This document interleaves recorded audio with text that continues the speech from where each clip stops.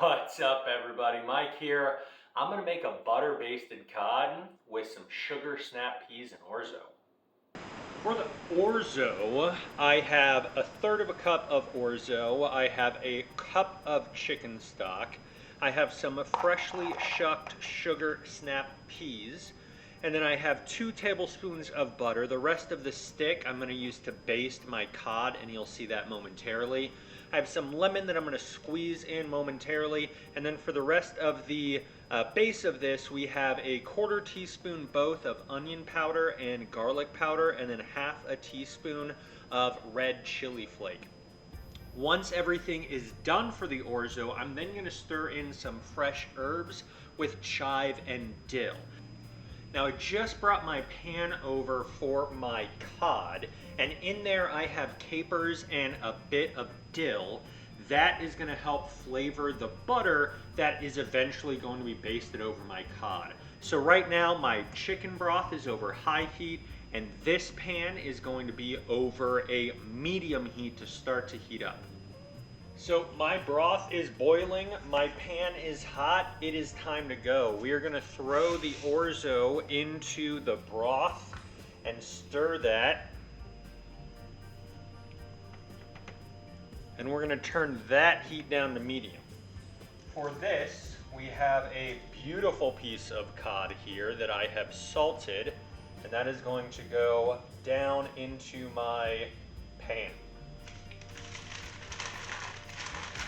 I'm now going to let this sit for a minute before I toss butter into here, and I'm going to show you that step next.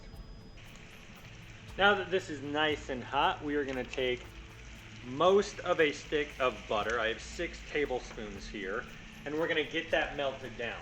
My orzo is simmering away so that that can go ahead and start to get tender. In a few minutes, once this butter is completely melted, that's when I'm going to stir in the first part of my flavorings for my orzo. Then I'm going to salt everything after it is cooked, because this liquid is going to be reducing, and I don't want this to get overly salty as the liquid reduces. So I'm not going to salt this until it is done cooking. I'm going to show you the rest of the process.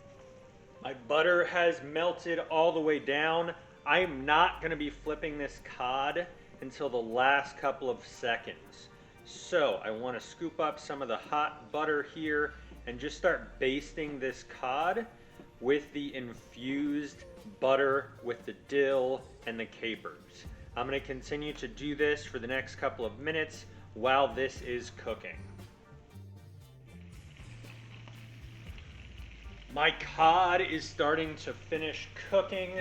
I went ahead and tossed my peas into my orzo now that those are done cooking, and I'm going to let the peas steam in that resulting liquid that is left over. I'm just going to keep basting this cod. It has a few more minutes left because the top here is still pretty raw.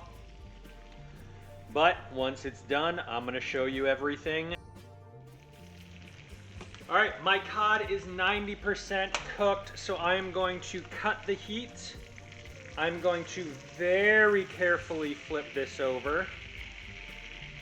You can see that there is a little bit of color, which is good.